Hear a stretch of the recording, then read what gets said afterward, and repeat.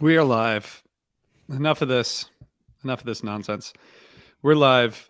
This is the Helping Friendly podcast. We're all here on a Friday afternoon on the holiest of weeks to talk about one of the holiest tweezers of all time. I guess it was the island tour week. You're right. It was very holy. Here we go. I'm non-practicing. We're starting off strong A here. non-practicing island tour person? Is that what you mean, Jonathan? I'm agnostic on all things. I finally In ate case- fish again this week for the first Except time Brindleton. in 6 weeks. It was amazing. Okay. Well, we can't get into that. We're not allowed. But we are allowed to talk about 40 for 40. This is it. And we're going to talk about 1994. We have a show from the year that we are going to explore together, starting now. Well, I guess Now? not starting now. First of all, how's Yeah. everybody doing? Good. Pretty good. I'm good. How are you, RJ? Good also. That RJ's was better than exciting. me because he's on vacation or Hmm. something. I'm I on don't know what vacation he's doing. too. Well, I'd see. I Um, didn't say he was better than you. Oh, Better than that's me. true. Okay. I am simply in a different location. I would not Oh, describe myself as on Hmm. vacation. Yeah, but it's a vacation location. That's true. A vacation from my problems. Name that movie. No, nobody can name that movie. Are you guys kidding me? Jesus. I don't. No, I what don't is it believe in from? movies. What about Bob? Oh, nice. I haven't Hmm. seen that movie since it was new. Yeah, You probably. should the same revisit it. channel. It's fantastic. We are, and anyway, this is the Helping Friendly podcast. If you haven't listened before, welcome. This is you'll get used to it real soon. So guys, we are here to talk about a 94 show. We're rolling through the year, and we're rolling through the year of 2023, but we're also rolling through the years and reeling them in also. So here we are to talk about 94. And I have to say, I don't think we said this last time, and if we did, then I'll just repeat it. We have decided now that what are we, like 9 years into this project? I mean, not nine Gregorian years, but 9 years in terms of the shows we're covering. We finally decided how to select the shows. Wait, I think we're 11 years in, but it's okay. Just keep going. Perfect. So it took us 11 episodes to figure out how to actually select the shows for the years, which is that Very we are we are rotating picks. So are we telling people who picked the show, because then we're gonna Yes. okay. Yeah. Yes. Because Mhm. you need Great. to be the scorn of everyone's wrath on this episode. Or the celebration, you know. Or the celebration if you picked a good Yeah, show. exactly. This year is my pick. I got to pick 94, and Big we won't year. go back. We won't go back and tell you which picks were previous years, because it's not relevant at this point. But this was my pick, and next week you'll hear about someone else who chose 95. So I picked 11, 28, 94 because this is the birth of the Jam, as far as I'm concerned, which is also the name of a forthcoming album from our jazz quartet, which will form soon. But this It's us and this Cameron. show, I was really Brian's on sax. Brian's already got the guests lined up for that. Yeah. I gotta say, guys, I was surprised to learn that from Fishnet. Thank you, Fishnet. Thank you to Fishnet. to Yeah, Scott thanks, and Fishnet. Charlie, You guys were the best. and thanks Thanks to for Charlie listening, Dirksen. Charlie. Charlie Thanks always for Charlie. not only does he Charlie. point out what mistakes we make, he also yells at us for mistakes that he made that we point out. So there's a lot of yelling. So thank you. I was surprised to learn today from Fishnet that this gig was originally scheduled for a gym that had a capacity of 1,800 on the Montana State University campus, and was later moved to the field house with a capacity of 8,500. I just think that was a cool kind of tidbit about how Fish was growing at this time, and how, fall 94, they're just around the corner from, hitting arenas. And it's interesting. Like we're catching them at the end of this really pretty huge year. And I guess, Brian, you as a resident scholar, what do you think 94 Fish represents before we get into kind of this particular show? I think, we talked about this last week with the 93 show that Jonathan picked, 826. We talked about this in 1992. Like the foundation has been set for Fish going forward. At this point, it's about diving into these songs, seeing what ideas can emerge from within these songs. And it's about exploring like as far reaching musical ideas are possible within a rock band setting. And I think that, as we're going to talk about a lot with this very, very big, potentially the birth of a jam, I think that's a controversial statement that I'm interested in.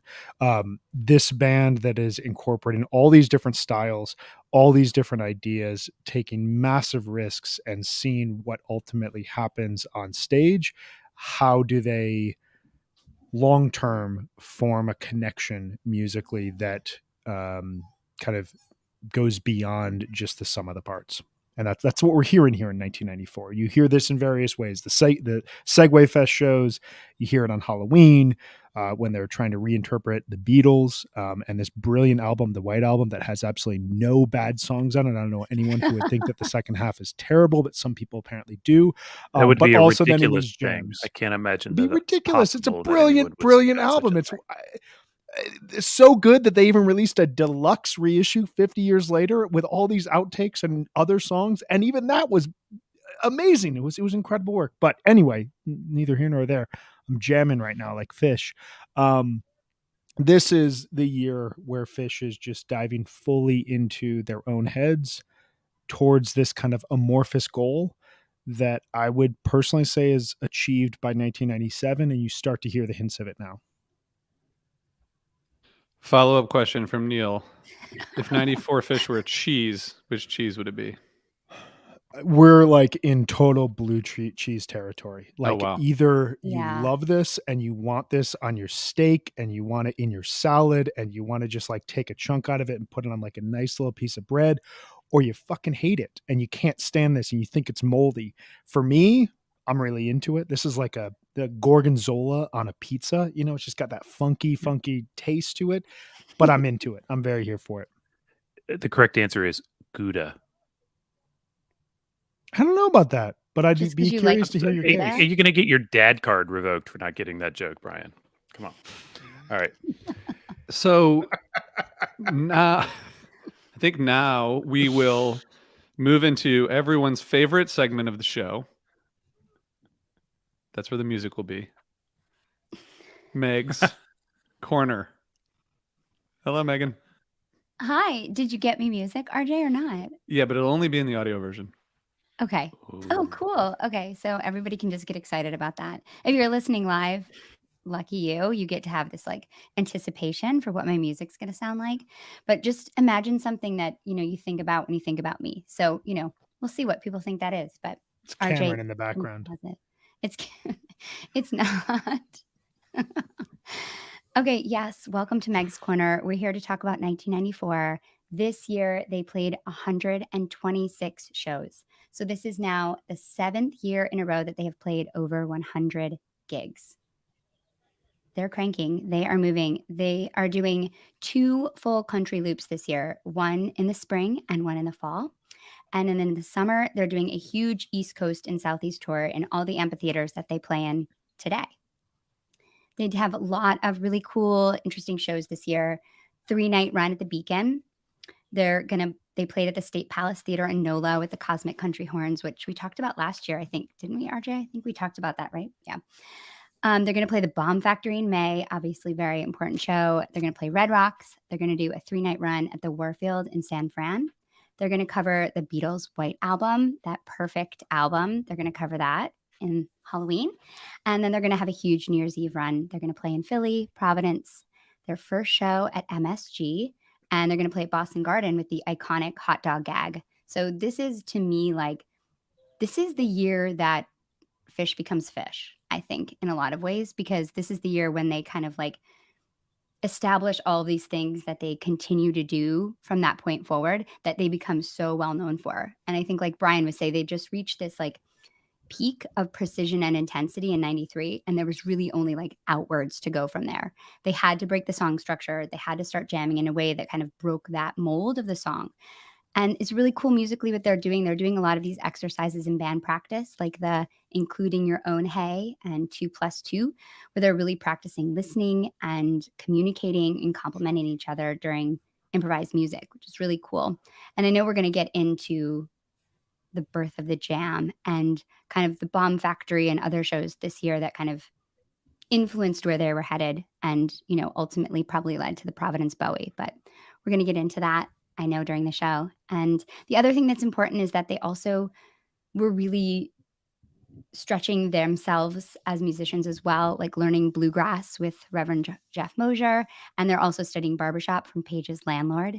And I just think it's cool that they're this like rock band who's like, reaching these peaks, and they're still trying to learn new things that are hard for them and try them out on stage.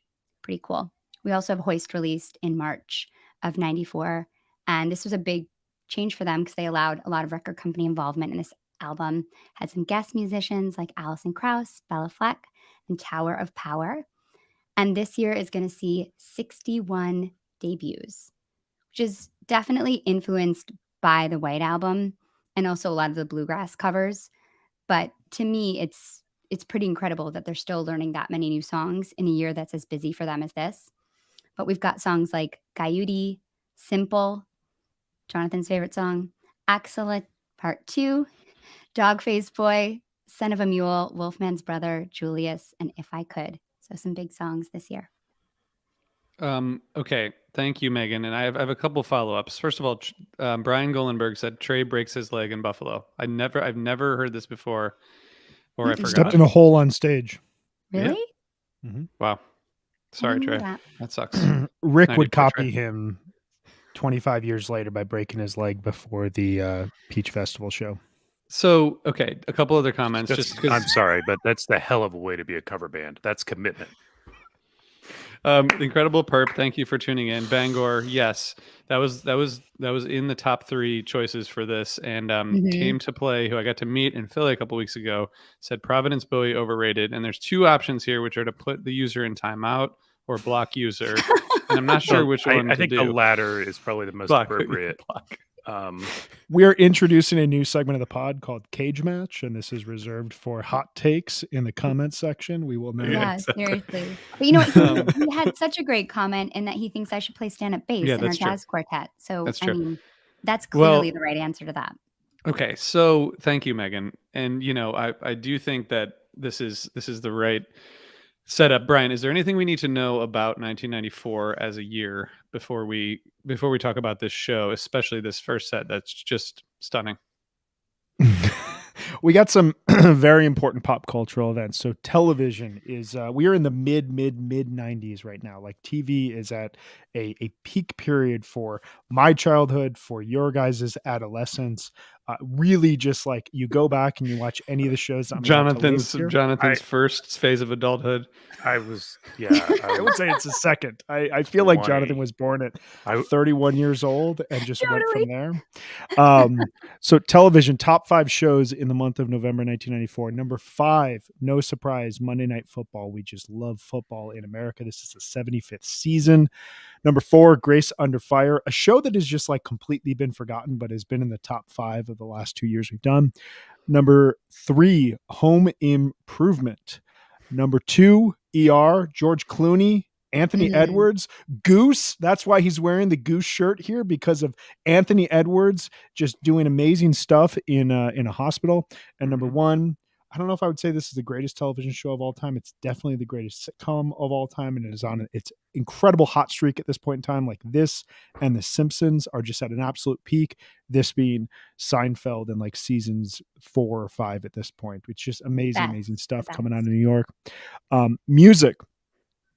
We got one band. I don't know if you would call them a band. They're like a collection of singers and dancers, whatever, who make 2 appearances in this top 5. But this is around the time that I started to become aware of pop music. So there's a couple songs in here that like I had on mixtapes, and I'm very embarrassed to say that on a live podcast, but I'm just going to say it because this is show business. This is what we do. Number 5, Bon Jovi, Always. Number 4, this was on a mixtape of mine, Boys to Men, I'll Make Love to You. I definitely had that like going out of my bedroom. It was crazy. You do not have to be embarrassed about that, Brian. Boys to Men is fucking good. Okay. She's wrong. Like, come Come on. I mean, they just kind of sing and dance. their but, you harmonies. know, That's soul.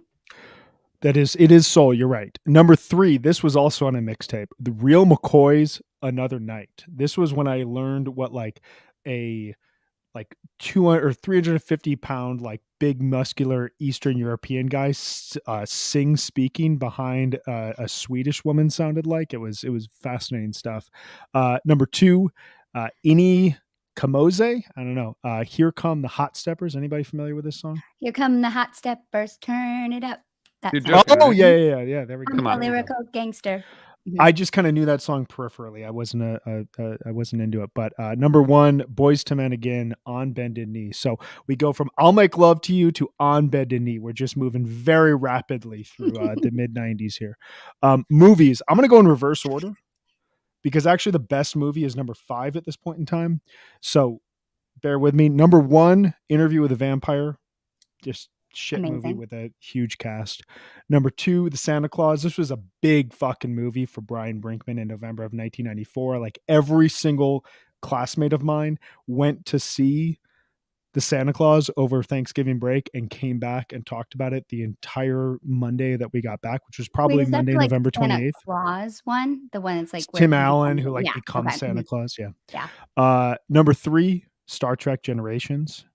Yes. Killer film. Finally, something good in your list. Jesus Christ, this has been just terrible stuff happening in the world that I was ignoring, listening to Grateful Dead and Fish and building my record collection. But I definitely went and saw that movie when it came out. Fucking awesome movie. Blew me away and continues to this day. Number 4, a very underrated sci-fi movie that I would recommend everyone out there watch. Stargate, starring Kurt Russell. We got wormholes coming into the world right now. It's amazing stuff. Number 5, one of the most influential movies of the entire 1990s. One of the best movies I've ever seen. Pulp Fiction. Incredible film that was on its run at Also this point in saw that. time and Oh my God. redefining what movies would become in the 1990s. So we're in that mid 90s zone here. It's an incredible time to be alive. We are 5 months away from Michael Jordan coming back and playing professional basketball and tearing the NBA apart again. But we'll wait until 1995 to talk a little bit more about that. Wow, I can't Can even I- remember what question I asked, but thank you. I want to address something before we dive into the rest of this show, because there's an assertion that you made, RJ, that I think it needs to Uh-oh. be kind of touched on, which is this whole birth of the jam. This show is significant. This tweezer that we're going to get to is massive and clearly was a candidate for the album, but probably too long, and the album being a live one, in case anybody cares. That's why they gave us the excerpt in Montana. But the date was 11/28, and just quick sampling, I have a couple other dates you should know. 11/2, that's prior. Bangor Tweezer, of course. Mhm. Pretty good. Seems like they knew how to jam there. 11/14, Grand Rapids, Michigan. The Bowie from that night is My first pretty show. Awesome. My first show. Megan can testify that it was pretty good. I mean, she saw that jammed so show hard. and look where That's she right. is now. So Yeah. clearly, Megan wrote a jammed so pre-show hard. essay, took notes during the show, and then did a Did. live radio appearance because podcasts did not exist, breaking down every minute of that Bowie. It's true. this next entry, it may shock my fellow podcasters here. 11/16, Ann Arbor, Michigan. The Simple was a huge jam, despite it being a terrible song. And also that night, Stash went big. But Stash has been having a great year in '94. We'll get into that. And then also a very important and worthy, the Minneapolis Bowie from 11/26, which some Mhm. say may stand next to, some might even say above. They're wrong. The Providence Bowie. Perhaps the first usage of a vacuum cleaner in a truly musical way. It is stunning what John Fishman Always does been with the vacuum cleaner. musical, during and that tune. you're knocking everything that Mimi did before Fish even existed. So come on, I am. so wrong. Okay, so all right, thank you, Jonathan. This wasn't meant to be taken literally, as in this is the first time they jammed. However, I know, but I really like to take you to task on. I know something. I appreciate fun. it. And Ryan said Ryan, you're going to find out even more about this soon. Okay, this was the longest Fish Jam to date. It will remain in the top 5 longest Fish Jams of all time, and that's all I have. So I'm just saying, but a I birth mean, of let's a kind note of that jam. like the 1126 Bowie is 36 minutes long. I mean, and that is it's a big 8 minutes difference, but we're already breaking the 30 I think the minute middle point. ground, and I think the point that you're trying to make, Well, RJ, this the is larger point, well, is this it's era exactly is Yeah. the birth of the Fish Jam. Yeah. It's not Yes. this The specific jam, consistent it's this era. jam. 94. I think this that there's really a very this like clear November is really where it is. If you Mhm. you look at the jam charts for 1.0 and you sort them by date, it's like a shit ton of things like, well, mostly You Enjoy Myself for years, with this like really cool moment that happened in the thing in like a 5-minute song, micro jams and things. But then you get to this tour and the doors are thrown open and things just stretch and it's amazing. And the reason the Providence Bowie is so good, and I said this to these guys in text earlier, and I'm going to just say it on the record now, is because when they came out and did it in Providence, they realized that they could just do it now rather than spending a whole month or 2 months on tour warming up to it. They could just go there. See, okay, this is what I'm saying. Everything you said is what I'm saying. So we're good. Let's Yeah, talk we're about this good. concert. Thank you, Eh, Jonathan, for pushing, concert. because there's one important thing that happens during set 1. I mean, we should just go to set 2, but let's just touch on set 1. The stash, it's amazing. I knew that you were going to say that. That was the one Mhm. thing I knew you were going to say. It's you're very on brand today, which is good. Speaking of, can you show the people your shirt? Yeah. See that? Peggy O. I love It's a it. great song. It's a great Okay. shirt. So this set starts off That is a strong. great song with a repetitive riff. I'll just say that. Yeah, one that does not feel like ice picks in my brain. I mean, to be fair, Well, repetitive softer. riffs are kind of like, that's kind of part of the definition of a song, but we won't go An there right earworm. now. Okay. First set starts off strong with us Chalk Dust, and then nothing else really happens except there's a simple here. And the simple 94, as you mentioned, Jonathan, 94 is kind of the year of simple, and this one doesn't Sadly. really go there. But what do you guys? Okay, I guess let's just talk about. Let me pose this as a question. If you had to choose, would you take the song part of simple or the sit-in part of simple from this particular Oh version? God. I'll The go song. controversial at the gate. The sit-in part of Simple is the part of the song that's worth listening to, except that Cameron, as a 9-year-old, is not that great a sax player, but the jam the band is playing behind him is actually really fucking cool. I actually agree with Agreed. Jonathan on this. Like Fish is yelling like Boom. he's yelling like, yeah, yeah. Like they're playing a really cool, jazzy, like dark current theme underneath it. Like it's actually really good. It's unsurprising that they're playing really well because the previous 2 simples were absolutely mind-blowing. 11/16/94 and 11/25/94. This is an era where simple is realizing what it could be. It's not just a joke song. It's not just a transitional piece. It's not just a riff. It is actually becoming something that is going to inform where the band is going to go. I'm just curious, like how we ended up in the situation where a 9-year-old boy ended up on stage with Fish. That's like the only This question is- I have at this point in It's time. not his first visit. I mean, let's recognize they basically babysat him in 1988, and when he first joined them on stage, and he joined them again in 92 and 93, and once What? more here. What are we talking about? I'm just like, I'm not kidding, so let's He joined them multiple times before this. Yeah, this is his like 4th time on What? stage. This is Yeah. like I don't know if you're being serious right now or joking, Dead but serious. I've It's never on heard of fish.com, actually livefish.com. It's not just a fishnet note that you could, because Charlie wrote it or whatever, you could wonder if it's real. It's like, it's real stuff. Sorry, Charlie. Oh wait, This is for real? He's been on before? Absolutely. I realize that I say things on this podcast and other circumstances that are complete bullshit. you're And I right. have a very Lifelong fan of the band. convincing Okay. case. Lifelong. But- fan of the Lifelong at band. age 9? That's like we're getting into Lifelong. Ryan Storm territory here. Had it been very Ryan's a long. lifelong fan. Exactly. Does This is Cameron- like, This guy's way this is older like than Ryan Ryan Storm. Storm before Ryan Storm existed. Are But there any Trey rig- calls him the rig spirit of John tours that- Coltrane revisited. So, you know. Well, it's a bit of a gag there. I mean, they're having But fun. let's just we've been beating around the bush here, but let's just so Jonathan, you have a problem with this song, is what I learned today. Simple. The song, like the thankfully not very long piece of music that is the song Simple, sometimes aggravates the shit out of me. It's just like, yeah, I don't know. Like after about 3 minutes, I just push the ice pick all the way into my brain, like end it all, or start to jam.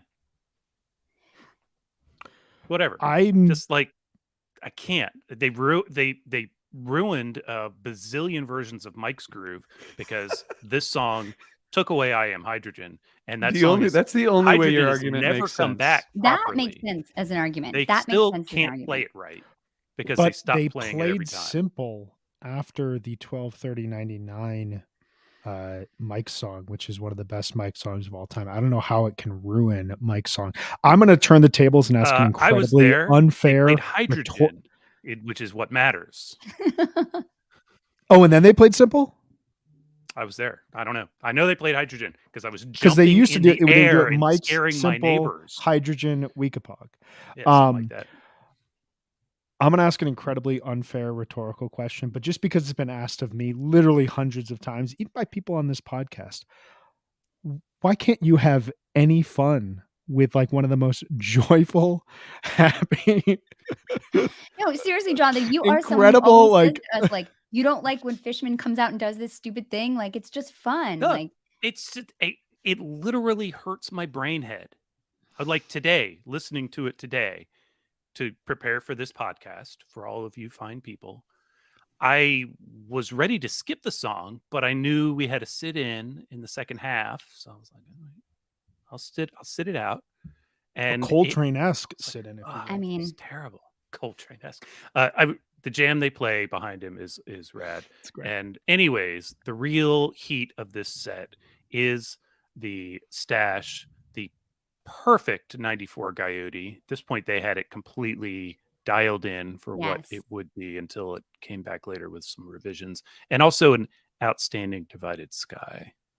Jonathan, when the Coyote came on, I was like, oh God, they're playing Coyote. I have to be nervous. Then I was like, no, it's 1994. I don't. Okay. Not only do you not have to be nervous, you have to be like, Yeah. Yeah. It's so great. I can't wait till the next time I'm at a Fish show with Jonathan and like everyone in the whole arena and me are singing like, "'Cause we've got a band," and Jonathan's just standing there with his arms crossed. I Yes. have to pee. So pissed off. You'd be like, get me a beer. I think don't drink it. just but I'll transitioning back to this set. I think tried. the stash, like Jonathan, can you give me a summarizes- beer during that time? No. Can you get me chicken fingers? I think the stash kind of symbolizes what I feel about this overall set. It hints at darkness, doesn't fully go there, but it hints at it, and it does this amazing thing that Stash could do in 93, 94, and 95, where you could get an 18 to 45-minute version of Stash, as we will see basically a year later from now, where the band goes fully in, or you can get these like 30 to 45-second pockets of just like, boom, we're in it, and then we're back at it. Like this is like a 9 or 10 minute long Stash. It's really tight. It's really focused. There's like no frills in this overall set. It's just like boom, boom, boom. Here are great Fish songs that are being performed in really high caliber ways that honestly, aside from the Shock 2001, which was played for the first time in set 1 since 7/27/93, only 20 times ever played in the first set in Fish's history. Aside from that, there's not a ton of surprises in here. It's just, a really solid first set that is a very nice, appetizer as you get set for one of the greatest Fish jams of all time. But Full also, this is like credit what to- people went to go see Fish in 1994 went to go see. Like, we didn't go see expecting 40-minute jams. At least I didn't. I mean, I went to see Gaiudi played perfectly. I want to see Sparkle because like I was, a kid of 17 and there's just like this unbridled enthusiasm and like these lyrics that like are meaningful to me at that point. I think that the precision and the interesting things and the way that they were able to like manipulate the crowd is why people went to go see Fish in 94. This stash is a perfect example of that. Like they have the crowd in the palm of their hands. They get so quiet and then they like slowly build it up. And I posted some of my like silly journal entries from after my first show, but it really stands out. And I always say it on this pod, but it's true. The way that Fish is able to manipulate an audience and communicate with their audience and play with them was so unique to them. I had never seen a band like that, and they do that in this first set. And so even though it's not like, this incredible first set, I would say even like the show we talked about last week for 93, it's great. It's great Fish. It's like so well played and just people are so into it. Yeah, That's my pitch. 94 is like in spring of 94, they just really turned up Stash, the heat on Stash so high that they could just execute it at any length, like Brian was referring to, like kind of flawlessly. They knew the pockets to dive into with this song and this. So it's a great version. And I totally agree with you. And to Ryan Storm saying, imagine going to see Fish to see Sparkle. Noob, he suggests, please, noob. Sparkle is exactly what 1994 Fish is. Yes, if you don't that's why we understand went. that, you need to go do some homework, friend. So Sparkle is Wow. great. It is a blast. Wow. Well then, Jonathan, do you have anyone else to yell at before yes. Let me just say, actually, I want to support Megan's assertion that we weren't going to see 30-minute jams. Well, we didn't even know they were possible until this particular point. These things started popping up, and they like broke Rosemary's Digest. If you don't even know what that is, I do. Yeah, it's a cookbook. It's a good cookbook. All right, so we're gonna get into set 2 after a very brief pause. You guys like that? That break was shorter than most Fish set breaks, but not all. The only one that was shorter was Big Cypress. Okay, guys, this second set, it's not even Tweezer doesn't even open the set. Tweezer comes later. There's some other stuff happening here. Trey forgets the words "Then I See You." They play some other stuff. What do we have to talk about anything else, or do we have to just go straight to this? Just go in. There's a reason why the last 4 songs of this show for me have 0 notes because it all ends with the Tweezer. Well, there's a Fishnet review that basically says the Tweezer is amazing and everything else is just straight ahead because it doesn't need to be anything else. Yeah. I've never heard a Fish show that is more just about one jam than this. Maybe Banger 2022, but this show, it is just the jam. Okay. So first of all, Trey's vocal stylings during the song part of Tweezer should have continued. So good. It's just so fun and Tweezer. Yeah, I just think he should do that. And to Scott's question, we do our best, but we argue a lot on text before to get riled up. So that's why. To Scott's question, just wait until we get to the hiatus and break up years, man. Oh man. Yeah, it's not even started yet. I quit. So one thing I have a question for you guys about this Tweezer, which is, Trey had talked about listening to My Bloody Valentine and being influenced by Kevin Shields and all the, layered effects that he used in his guitar. But it's sort of like suddenly in 1994, Trey discovered that you can like make guitars sound spacey, It like never really happened before. And then he was like, oh, wow, you could like press this button and it sounds like outer space. Like, that's pretty cool. But I'm just wondering how that actually like happened because it really did kind of start in 94 and then it still exists today. But like before that, it was just not part of the, I guess maybe earlier it was, but maybe they just didn't have like a vehicle for it. I think it's really about the dynamics of the room, and the PA really changed the way they played the songs. I think Benji talked about this on Undermine or somewhere. I know I've heard him talk about it. And it's totally right. It's that, the coupled with, the bigger light rig and the things that Kuroda was doing, they were really changing the way they related to a venue. And some of these things just they played so differently. And the fact that they found that they could keep the audience engaged when they got quiet, even in a bigger room, allowed them to just do more and more with it. I think I think it's the technical aspect. I think that's totally spot on. And I think this stuff is way harder to do on stage than anybody thinks that it is. And Trey's yeah. spoken about it from the stage. It was the most lucid thought that happened during Coventry, where he talked about the monitors and talked about their sound engineers and how important their work is to what the band has been able to do over the last at that point over the last 21 years. I think it's also, and it's part of the reason, like, I went back years ago and listened to all of 92 and 93 in a row. When you hear them just like so tight, and you hear the chances that they're taking are more comical than they are musical from a risk taking standpoint, you understand that they're just trying to see where's the edge, where's the line with our audience, what are they willing to follow us with. And what we talked about last week, that 93 show, that first set that we talked about, that we were all so glowing about, like, that is where you're hearing them play a very straight set list, but figure out what is within these songs. Now, 15 months later, the band has done that over and over and over again. They've done things like the Bomb Factory Tweezer. They've done things like the Milwaukee OJ show, the Columbus, Ohio, that Segway Fest that was released as Live Fish 8. They've done 7, 8, 94. You've got Gamehenge in set 1 in front of this huge crowd, and then you've got these huge jams off of big songs in set 2. They've started to do this as they move into the fall tour, but like November is really where they say whatever hijinks we offered in the past as a way to really test the audience and see where the audience was willing to go with us, we're going to now apply that entirely to music. And so you have this like technical know-how of this band that's been on the road since basically 1989 without stopping, 5 years at this point in time on the road, combined with a band that like musically is doing these exercises at home and is willing to try things out and see if they work. In some cases they're going to fail.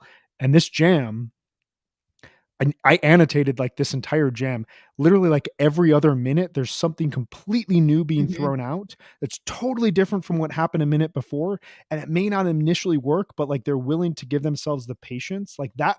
Those 2 minutes they've tried something new and are trying to build that have to feel like the longest 2 minutes on stage when they're doing it. It has to be absolutely terrifying. And when it works, and it works brilliantly at one very specific segment of this jam that I want to dive into here in a couple minutes, but like when it works, you can see the full brilliance of what this band is going to become.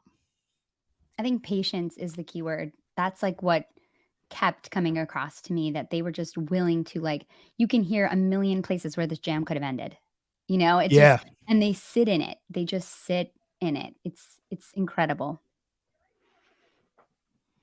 Yeah, the number of like trapdoors that they bounce over and don't dive through when it gets super weird. And like even some of their audience members were probably like, is this going?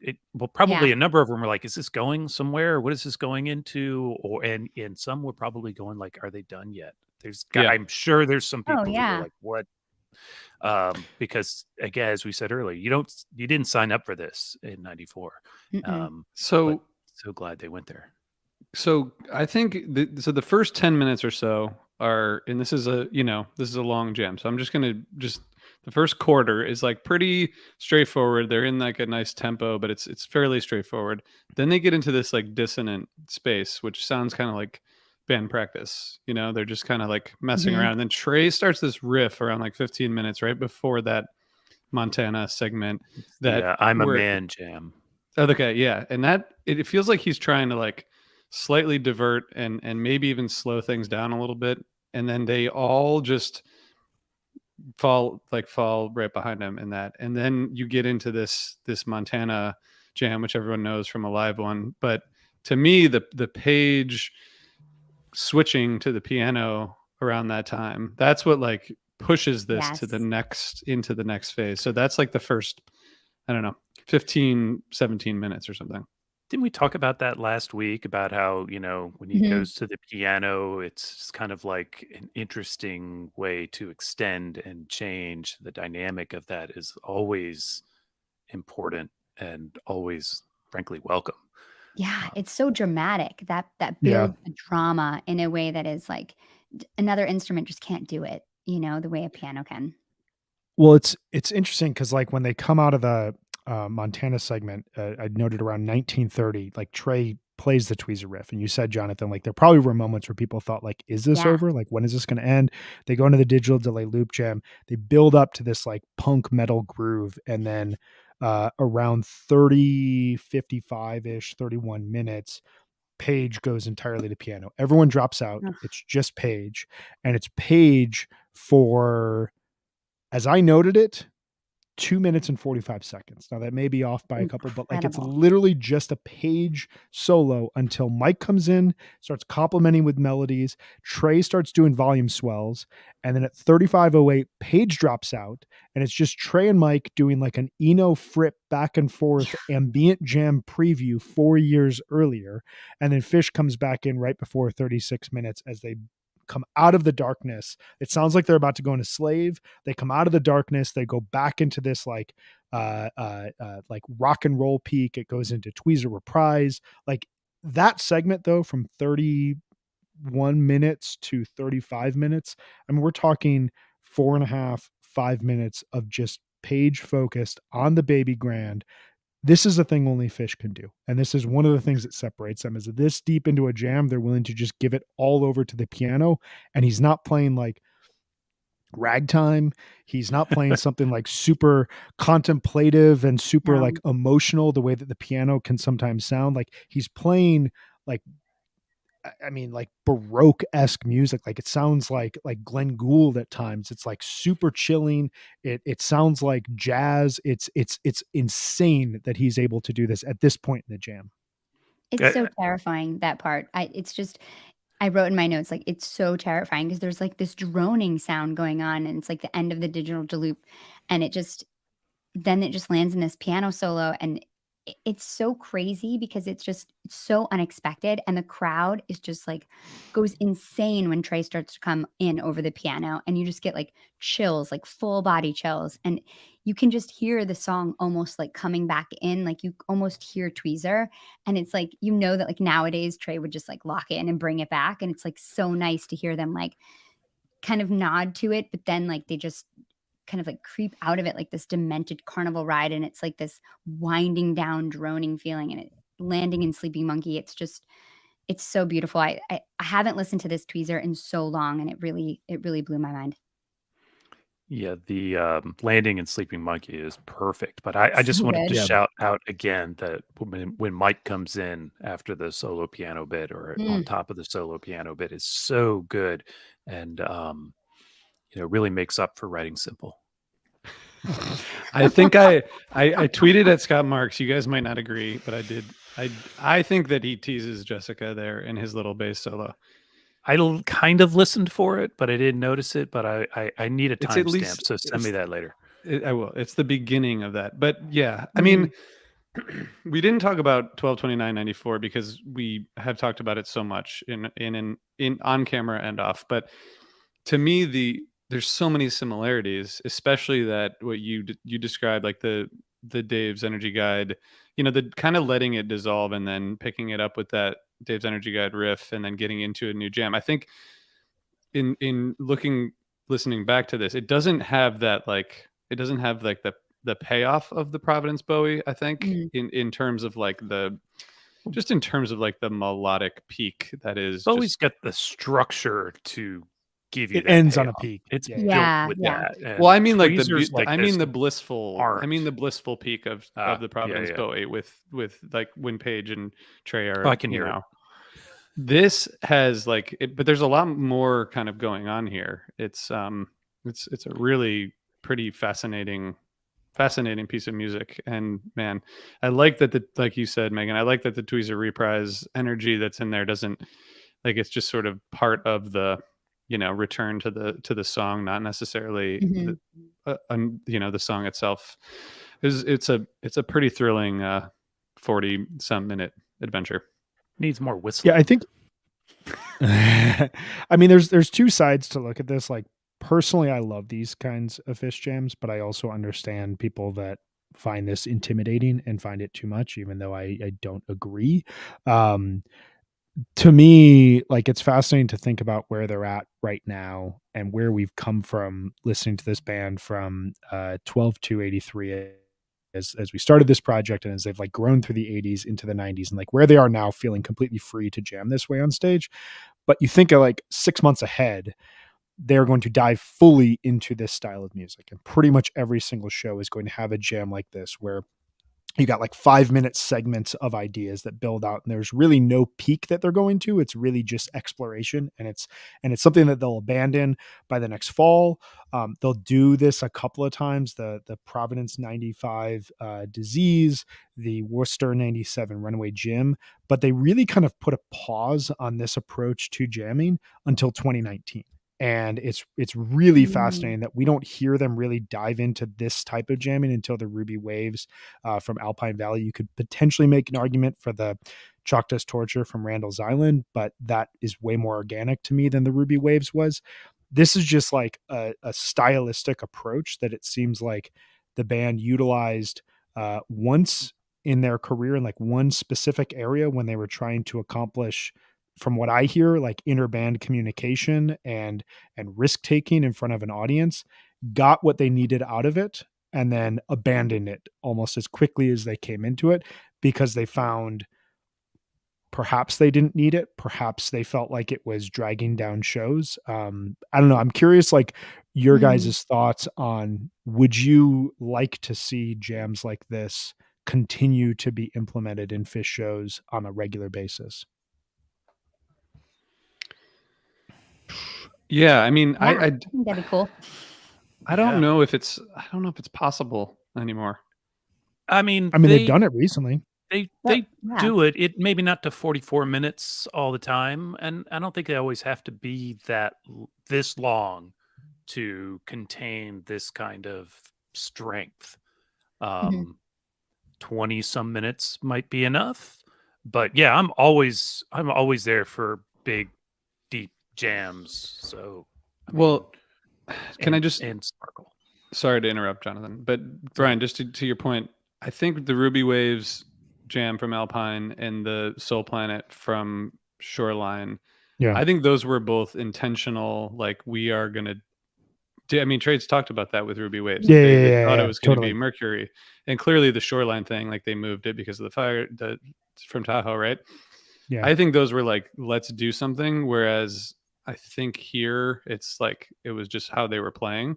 So Yeah, I think I you're think right a about 20, like the Down with Disease from Mexico, which is like 23 minutes, super upbeat, really fun. Like that to me is where the natural jams happen, which is Mhm. like, major key modulation, like some fun kind of, and then building some peaks. And that's the jam that happens now. I think if they're going to do it like they did with those two that I mentioned, it's a little bit more like we are going to have to focus on that. And I don't think it's because of lack of patience. I think it's just like where they are as a band. I agree. I do think it's interesting though, just to bring some stats into this. I went Yes. through the 10 longest tweezers. That's what First I'm talking one, about. Mud Island, 614.95, 49.49. Second, So 622.95, Finger Lakes. Oh, stop it. Also 45 boring. minutes. Third one is this one, unless you adhere to the Phish.net set listing, which calls this tweezer into Digital Delay Loop Jam back into tweezer, which I don't, because I think Digital Delay Loop Jam is included within a jam. This would be 44.03 without that. This is where it gets really interesting, okay, to all of our points that we're making right here. The fourth longest tweezer, Tahoe, 36.16. The fifth longest tweezer, MSG, 12:30.19, 34.58. 6, Shoreline 21, 34.01. 7, Alpharetta 21, 33.53. 8, 11.294, Banger, 31 minutes. 9, 6/9/2000, this wonderful outlier jam from Japan, 30 minutes and 45 seconds. 10, 2/28/2003, 26:38. I don't know exactly what to take away from this other than this fact that like Tweezer is the outlier in all of this. It is the portal, aside from when they specifically say, to your point, RJ, in Ruby Waves or in Soul Planet, we want to explore what these songs can open up for us in a jamming standpoint. Tweezer is the one song that, like, throughout their career, you can, I don't know if you can expect it, but like you can track their desire to experiment on a wild scale through Mhm. Tweezer throughout their career. Yeah, which goes back to our point, like, would fish be fish without Tweezer? I think we decided they would, but I really do think that that is the place where they find the most experimentation, and I think they can still go there, and I think they do. It's just that it's magic to get there, you know? In 1994, they were in a different place, and they were consciously trying to push this, and I think now when they land there, it's usually because they found a tweezer that opened it up for them, or they're intentionally trying to. But I also think that, you know, anytime they're listening and being really patient and playing in a way that's unhurried and inspired, that's when you get this. And I actually don't care either if it's 20 minutes or 45, but when they're playing creatively and listening to each other, like, you can tell. And I think I think they still have the capability to do anything they want to do. It's also perfectly good 15 and 17-minute tweezers and whatever Yeah, out there. Totally. So, Yeah. absolutely. but the thing is that is if they're listening at the door, that's usually enough to get you something good. Sometimes they Yeah. decide to open the door. Sometimes they really go through, and then they realize there's no floor and we're all falling. And God help us, that's when it's really great. But it could still be good even if they don't open it.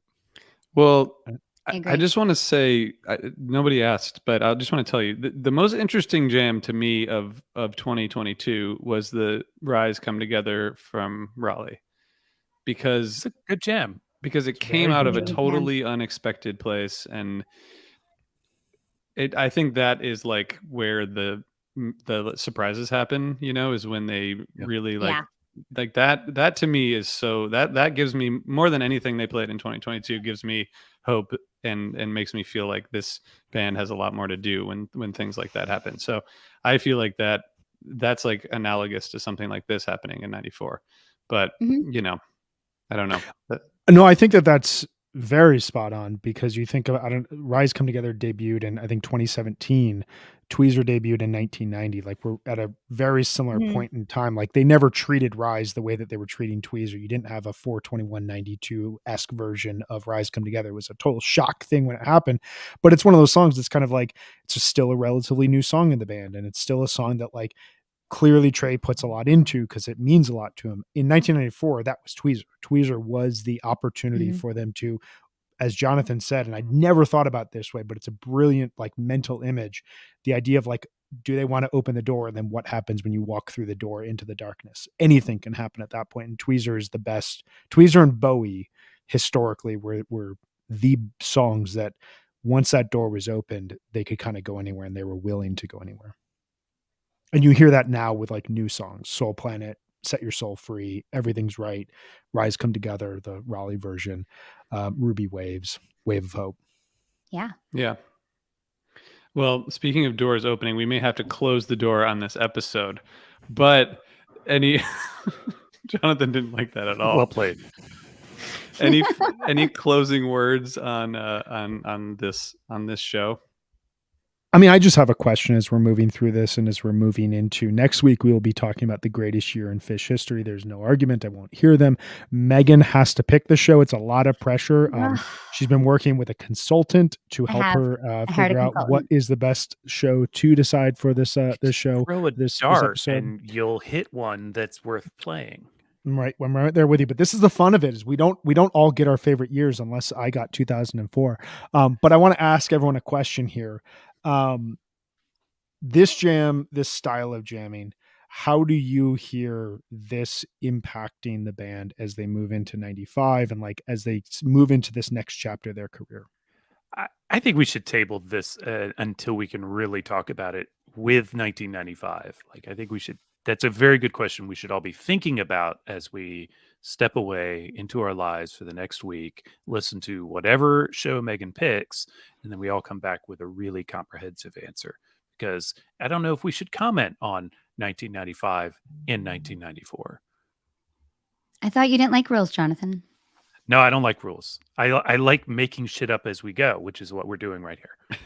I only want to say, I just want to go back to what Jonathan said in a partial answer so that Brian at least gets some satisfaction from asking the question, Oh no, so I'm here to prevent that. which is that the, the door was opened, you know?